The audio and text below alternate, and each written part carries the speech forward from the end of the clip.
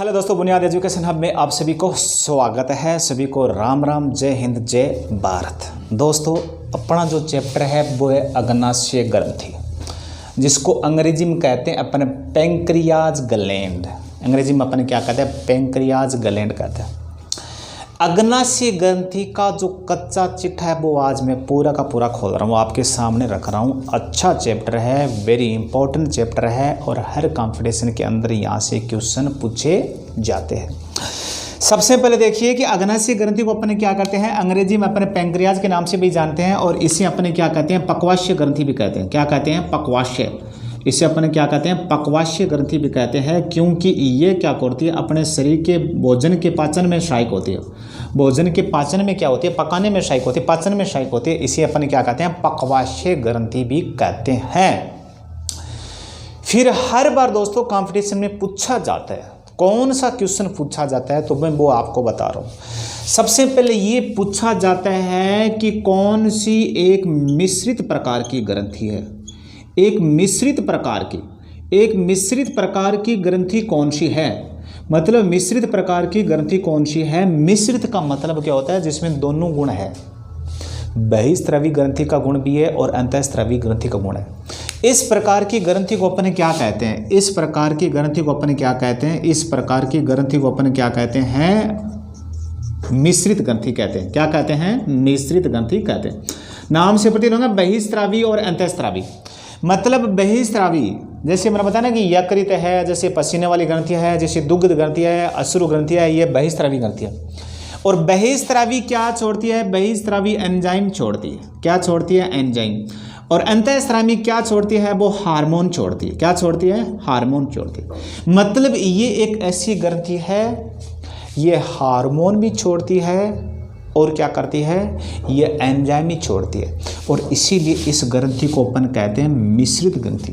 हर बार पूछा जा रहा है कि मिश्रित प्रकार की ग्रंथि कौन सी है, तो आप बता देना अग्नाशय ग्रंथि। फिर मानव शरीर की दूसरी सबसे बड़ी ग्रंथि कौन सी है? मानव शरीर की दूसरी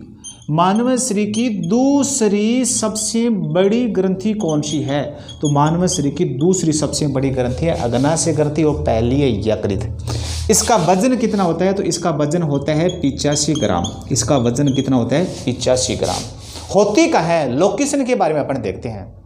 हर कंपटीशन के बारे में लोकेशन के, हर ग्रंथि में मैंने लोकेशन के बारे में आपको बताया था। अब इसकी लोकेशन क्या है? इसकी लोकेशन क्या है? छोटी आंत का प्रथम भाग है, जिसको अपन कहते हैं ग्रहणी, जहाँ भोजन का सर्वाधिक पाचन होता है। छोटी आंत के इसी भाग में भोजन का क्या होता है? सर्वाधिक पाचन होता है। ये ग्रंथि कहाँ होती है? ये अपने जो छोटी आंत होती है ना, छोटी आंत, और छोटी आंत का जो प्रथम भाग है जिसको अपन कहते हैं ग्रहणी। छोटी आंत का प्रथम भाग है जिसे अपन कहते हैं ग्रहणी। और ये ग्रंथि क्या होती है? ग्रहणी के पास में होती है। ये अपने पेट में होती है, ग्रहणी के पास में होती है। कौन सी ग्रंथि? अग्नाशय ग्रंथि। ये आपको पक्का याद रखना। अब अपन देखिए यहाँ तक तो मैंने पूरी आपको एक विस्तृत से बता दी।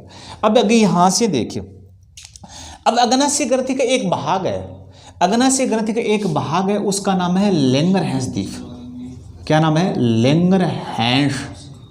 लैंगरहैंस द्वीप। ये आपको याद रखना। आपसे सीधा सा पूछा जाएगा कि जो लैंगरहैंस जो द्वीपीय संरचना है, ये किस ग्रंथि का भाग है? अरे थोड़ा बंद करे। तो आप देखिए कि जो अग्नाशय ग्रंथि का एक भाग है जिसे अपन कहते हैं लैंगरहैंस द्वीपीय संरचना कहते हैं। आपसे सीधा सा पूछा जाएगा कि जो लैंगरहैंस जो द्वीपीय संरचना है, ये किस ग्रंथि का भाग है? तो आपको हमेशा याद रखना कि अग्नाशय ग्रंथि का भाग है। यहाँ से देखिए अपन, यहाँ से क्या, इसमें क्या 3 प्रकार की कोशिका पाई जाती है। इसमें 3 प्रकार की कोशिका पाई जाती है। अल्फा कोशिका, बीटा कोशिका और गामा कोशिका। ठीक है, 3 प्रकार की इसमें कोशिका होती है। लेकिन अपन जो पढ़ेंगे ना, वो सिर्फ बीटा कोशिका के बारे में पढ़ेंगे, क्योंकि यहाँ से क्वेश्चन हर कंपटीशन में यहाँ से क्वेश्चन पूछा बार। सबसे पहले देखिए कि लैंगरहैंस जो द्वीप संरचना ये अग्नाशय ग्रंथि का भाग है और इसकी बीटा कोशिका से एक हार्मोन स्रावित होता है। और वो कौन सा हार्मोन स्रावित होता है? तो वो हार्मोन स्रावित होता है वो इंसुलिन हार्मोन। कौन सा हार्मोन हो जाएगा? तो आपको याद रखना को इंसुलिन हार्मोन स्रावित होता है, इंसुलिन हार्मोन। अब सीधा सा कंपटीशन में क्वेश्चन पूछा जाता है कि इंसुलिन हार्मोन की कमी से या इंसुलिन हार्मोन की कमी से या अग्नाशय ग्रंथि में गड़बड़ी के कारण कौन सा रोग हो जाता है, तो आपको याद रखना एक रोग हो जाता है, उस रोग को अपन कहते हैं मधुमेह रोग। क्या कहते हैं? मधुमेह भी कहते हैं, और इस रोग को अपन क्या कहते हैं? डायबिटीज भी कहते हैं। क्या कहते हैं? डायबिटीज भी कहते हैं, और इसको सामान्य भाषा में अपन क्या कहते हैं? शुगर कहते हैं। क्या कहते हैं?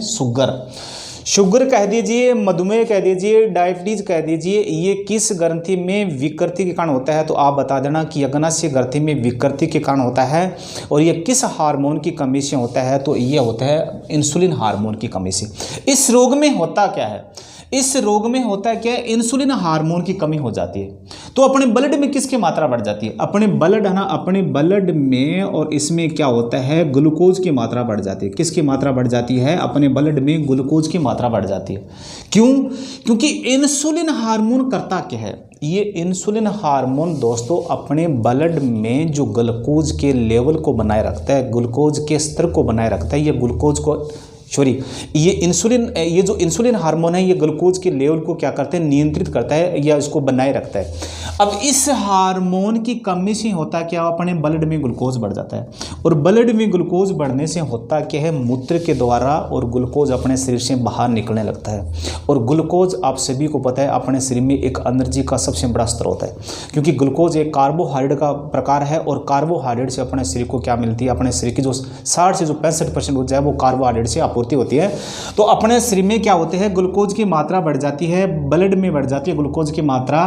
क्यों? क्योंकि इंसुलिन हार्मोन की कमी से होता है, और उसी को अपन क्या कहते हैं? मधुमेह या डायबिटीज कहते हैं, या इसे अपन क्या कहते हैं? शुगर भी कहते हैं।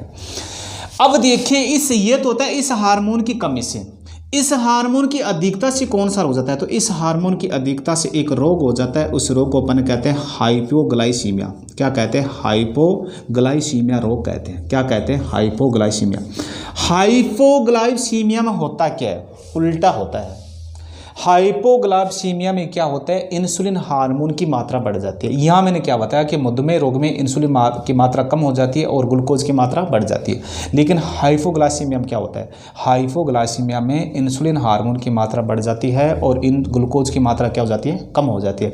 और उसी कंडीशन को अपन क्या कहते हैं? उसी कंडीशन को अपन कहते हैं हाइपोग्लाइसीमिया। अब इसकी लक्षण क्या होता है? इसका सीधा सा लक्षण होता है गुस्सा आना, चिड़चिड़ापन, जो स्वभाव होना। ये सभी के सभी जो लक्षण आना, या रोंगटे होना, या पसीना आना, पसीना अधिक आना, ये सभी के सभी जो लक्षण आना, ये हाइपोग्लाइसेमिया रोग के कारण आता है। ये देखिए दोस्तों, अपने जो अग्नाशय ग्रंथि है इसके बारे में मैंने पूरा का पूरा आपसे डिटेल से विस्तार से बता दिया है। और अपने वाला चैप्टर कैसा रहा तो आप कमेंट बॉक्स में जरूर बताना। जय हिंद, जय भारत।